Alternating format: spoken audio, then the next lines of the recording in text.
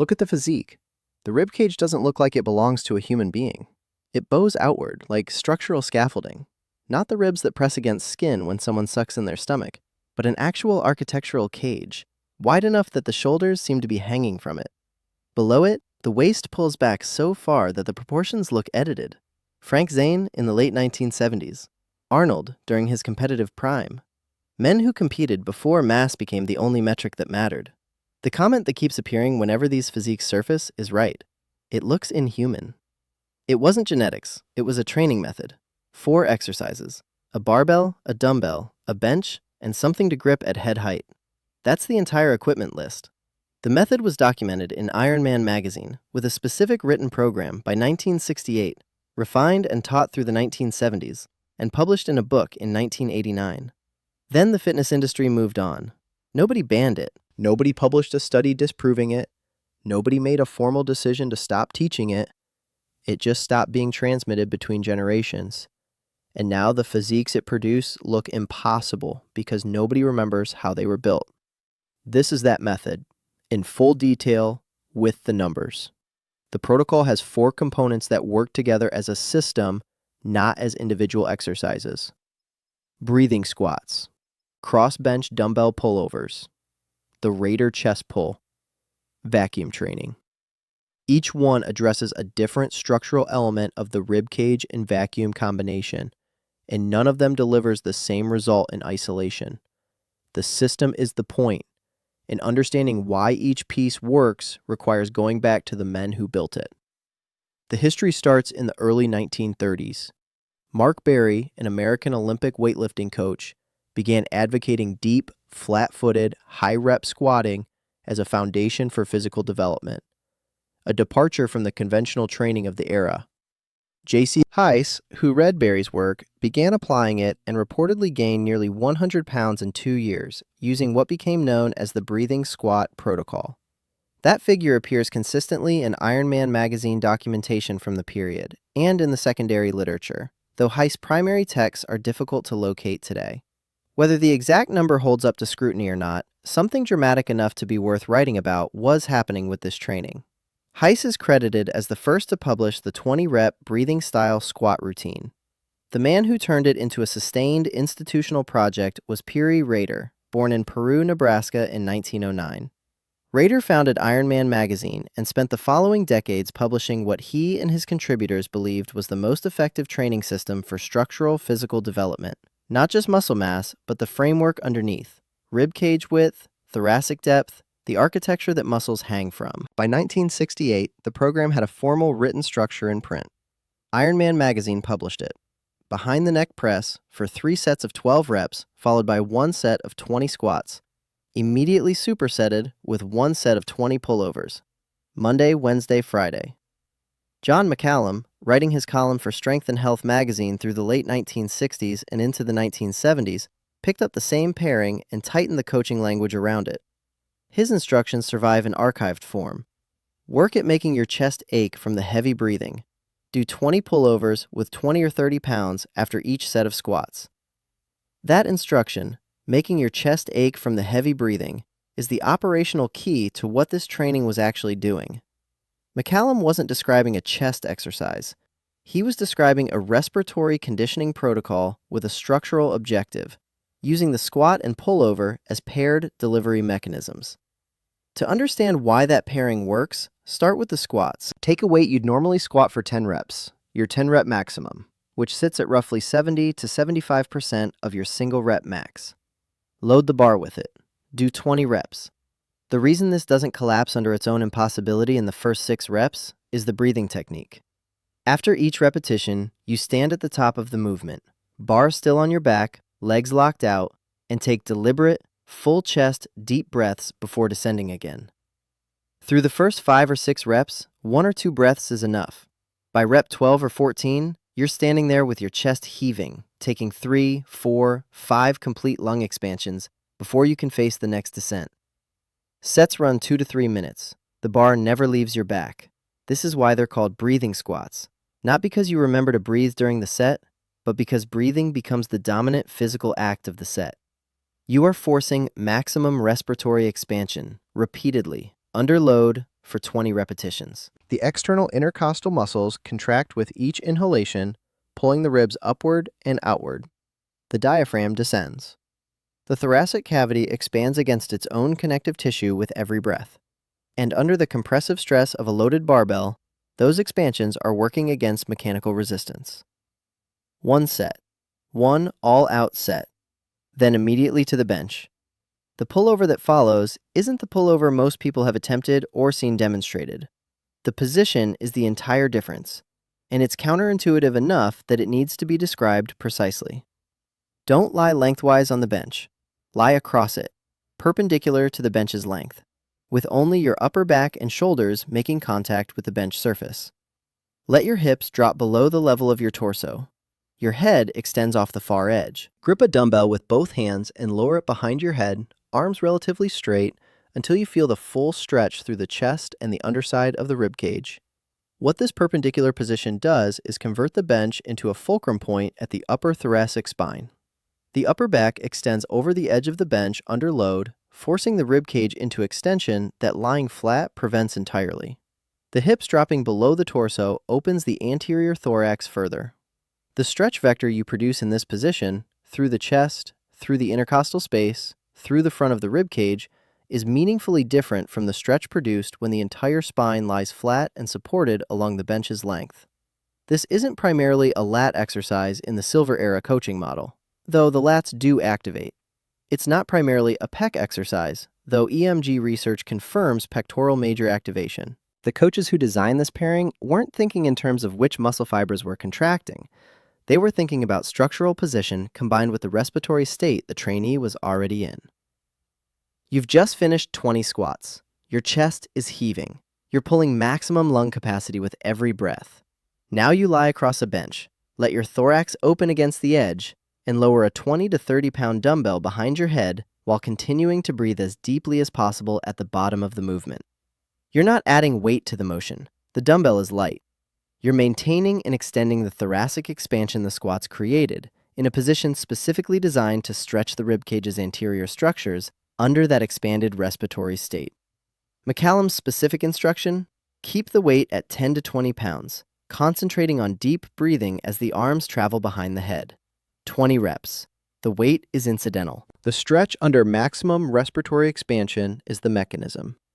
Arnold Schwarzenegger, who built his chest measurement to a reported 57 inches, attributed part of that development to the dumbbell pullover, describing it as an absolute must for expanding the ribcage, specifically for teenage bodybuilders.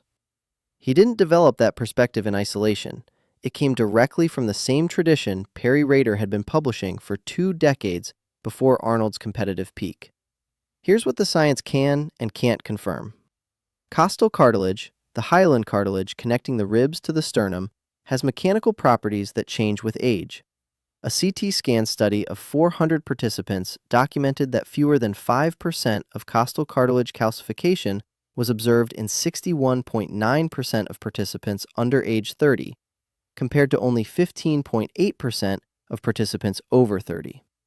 Calcification patterns begin appearing on imaging around age 24 to 26 in males and progress steadily from there. Before that window, the cartilage is more mechanically pliable than it will ever be again. No peer-reviewed study has directly confirmed that breathing squats and pullovers produce measurable expansion of the bony rib cage through costal cartilage deformation. The Silver Era coaches believed this was the mechanism.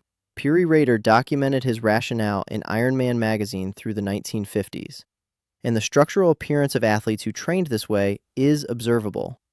But the honest framing is that the mechanism remains inferential.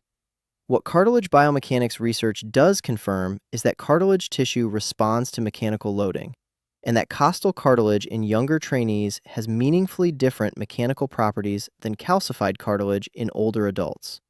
Whether repeated respiratory loading under compressive squat stress produces durable structural change in that cartilage is the specific question that hasn't been directly studied. On the steroid question, this is a mechanical stimulus argument, not a hormonal one. Costal cartilage calcification timelines and the tissue's response to respiratory loading aren't driven by anabolic hormone levels. The athletes in the Silver Era who train this protocol and produce these structural results included natural competitors who never used pharmaceutical assistance. The method predates widespread steroid use in bodybuilding by decades.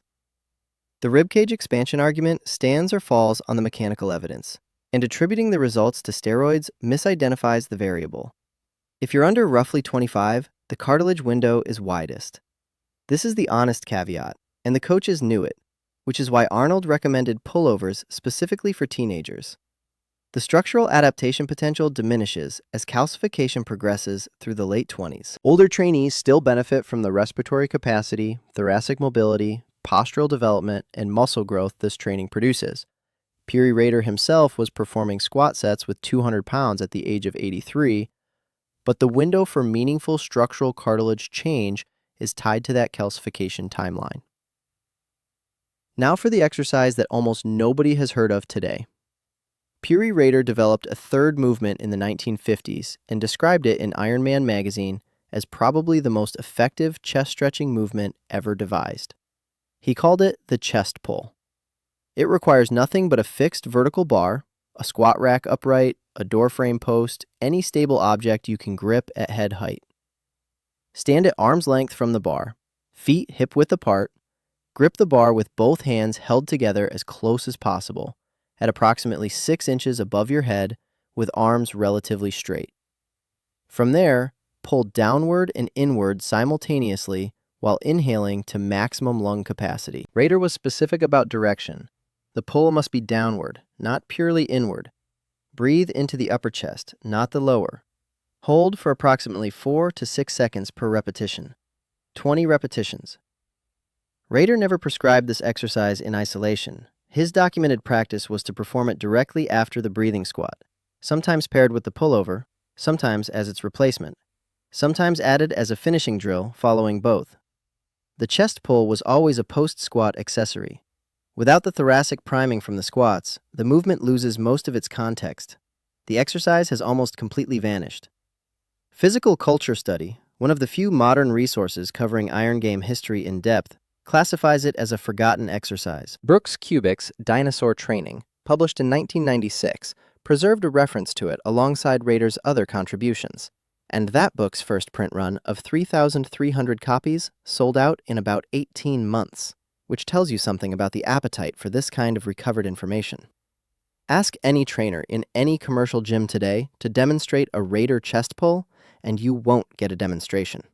This isn't because the exercise was replaced by something better. It's because nobody passed it down.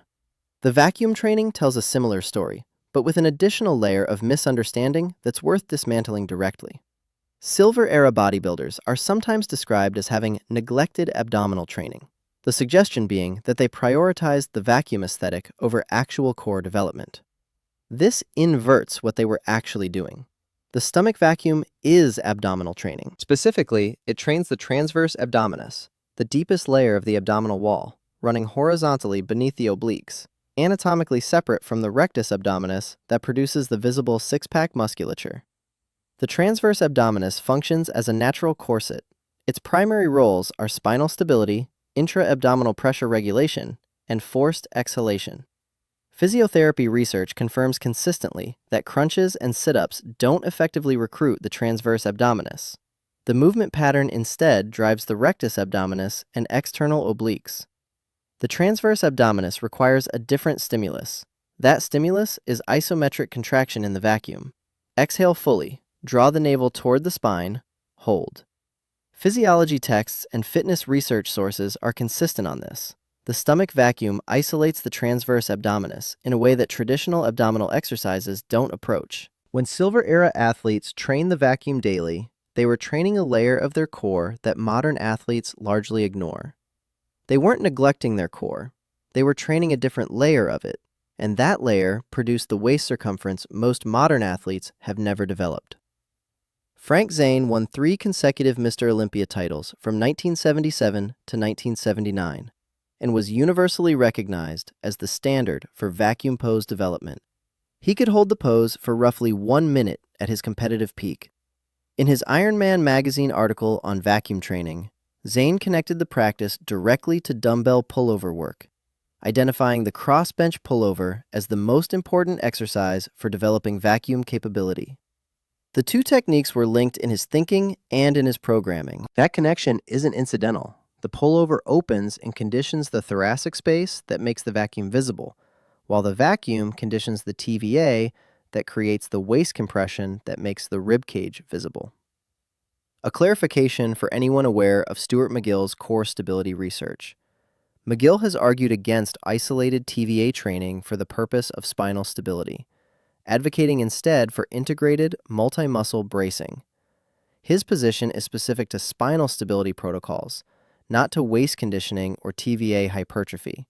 These are different training objectives. The vacuum isn't a replacement for bracing, it's a separate practice with a separate goal. Treating McGill's opposition as a blanket dismissal of vacuum training conflates two things that aren't in competition with each other. The progression is documented. Begin lying on your back. Supine position offers the most mechanical advantage for beginners. Exhale completely and draw the navel in. Hold for 5 seconds. 3 sets. That's the starting point Zane's own published account describes. From there, extend hold duration weekly, working through 10 seconds, 20 seconds, building toward the 60-second standard Zane represented. Progress the position from supine to seated to standing to kneeling as hold duration increases. 2 to 3 sessions per week at minimum. Daily practice is historically documented and physiologically reasonable for this type of isometric conditioning. The vacuum doesn't look like training.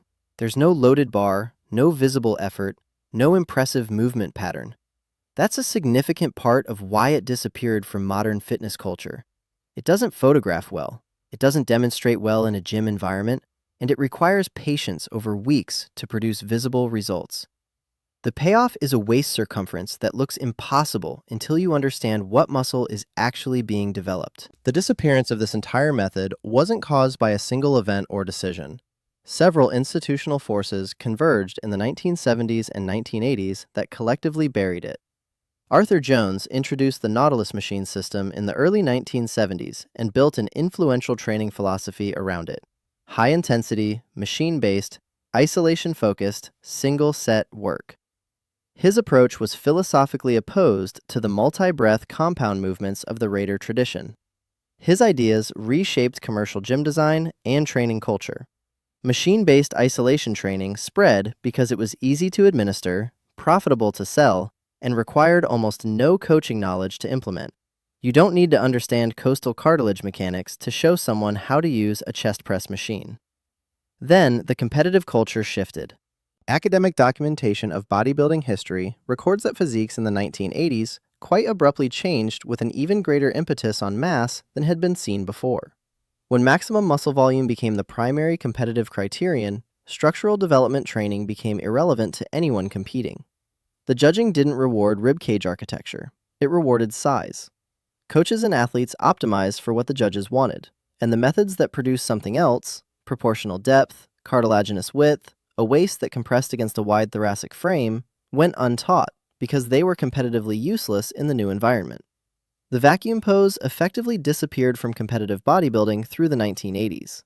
The story that captures this most vividly involves Arnold Schwarzenegger reportedly asking classic physique competitors in later years to perform a vacuum on stage, and discovering that many of them simply couldn't. The institutional knowledge had aged out of the competitive pipeline.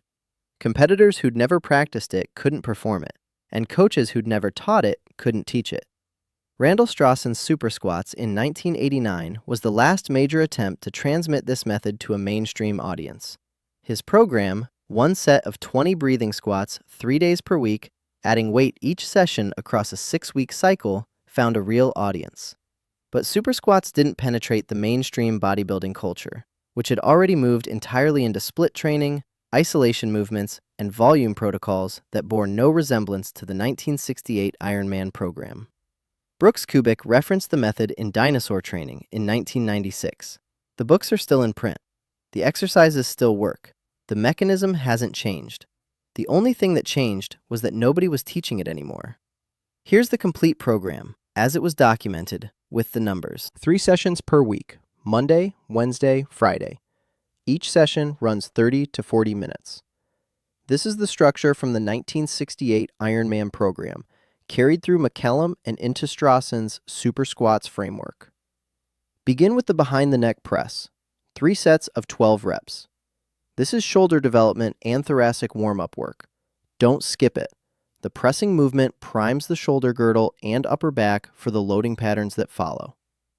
The breathing squat follows, 1 set of 20 repetitions. Load the bar with your 10 rep maximum, whatever you could complete for 10 full reps under normal conditions. Stand inside a power rack with the safety pins set at the appropriate depth. Unrack and squat. Through the first 5 or 6 reps, take 1 to 2 full breaths at the top between each repetition. From rep 7 onward, take 3 to 5 deep diaphragmatic breaths at the top before each descent. You're not resting between reps, you're breathing into the upper chest, deliberately and fully, before each descent. The bar stays on your back for the duration of the set, which will take 2 to 3 minutes. When the set is complete, rack the bar. Immediately go to the flat bench. Lie across it perpendicular, upper back and shoulders on the surface, hips below torso level, head off the far edge. Grip a 20 to 30 pound dumbbell with both hands. Perform 20 pullovers, lowering the weight behind your head with a full stretch at the bottom of each rep, breathing in as the arms descend and filling the thorax at the lowest point. Don't rest between the squat and the pullover. The breathing state carries directly into the pullover's effectiveness. After that superset, perform the Raider chest pull. Stand at arm's length from a squat rack upright or any fixed vertical surface. Grip it at approximately 6 inches above head height, hands close together, arms relatively straight. Pull downward and inward simultaneously, breathing into the upper chest. Hold for 4 to 6 seconds. 20 repetitions. This exercise follows the squat pullover pairing and always has. Raider never prescribed it as a standalone drill. Add 5 pounds to the squat bar at every session. Not every week, every session. Across a 6-week cycle, training Monday, Wednesday, and Friday, that's 18 sessions and 90 pounds of progressive loading. What you could squat for 10 reps on day 1 becomes what you're grinding for 20 reps by week 6. The vacuum training is separate and independent from the gym sessions. It requires no equipment and no scheduled workout. Exhale fully, draw the navel toward the spine, hold. Start with 3 sets of 5 to 10 second holds lying flat. Week by week, extend the hold duration, working through 20 seconds, 30 seconds, progressing toward the 60-second standard that Zane's competitive practice represented. Advance the position progressively, lying to seated, to standing, to kneeling. 2 to 3 sessions per week minimum. Daily practice is the tradition, and daily practice is compatible with this type of isometric work. For beginners who haven't performed breathing squats before, on the first session or 2, use a lighter load than your true 10 RM, and focus entirely on mastering the breathing cadence. The breathing technique isn't a secondary detail to sort out after you've loaded the bar heavily. It's the mechanism that makes this training different from a standard high-rep squat. Getting the breathing wrong turns this into ordinary conditioning work. Getting it right makes the thorax the primary training target. For the pullover specifically, the load is secondary to the position and the breath. If you're gripping the dumbbell and muscling it with your arms, you've made it a lat exercise. If you're lying across the bench with the thorax fully open, breathing into the chest at the bottom of the movement, you're doing what McCallum documented. Keep the weight in the 20 to 30 pound range regardless of your strength level. The stretch and the breath are the variables that matter. The physiques that stop people in comment sections, the ones that generate genuine bewilderment, that look like they were created by a process nobody uses anymore, were built in gyms with the equipment described above, not with procedures that belong to a different era or require a different biology. The method was teachable, documented, repeated, and verifiable in the athletes who used it. The costal cartilage window is real and it's honest. If you're under roughly 25, your ribcage cartilage retains the mechanical plasticity it will gradually lose as calcification progresses through your mid to late 20s. The CT scan data supports this.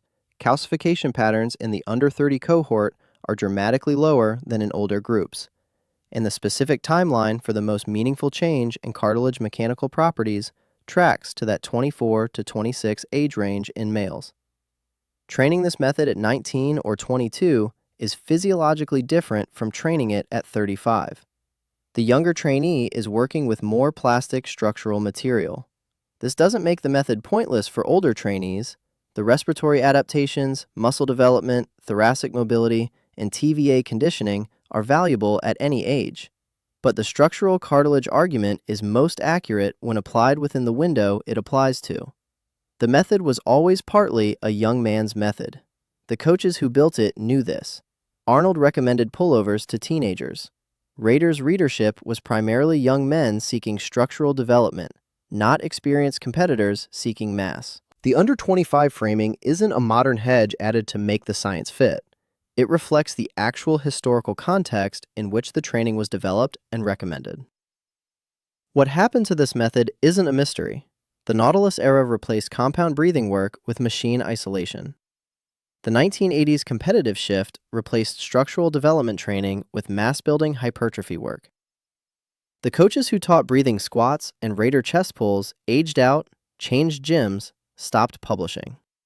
The magazines that carried this information gave way to publications that had no institutional memory of what Piri Raider had been writing about for 40 years. Nobody made a choice to lose this. Nobody decided the method was wrong.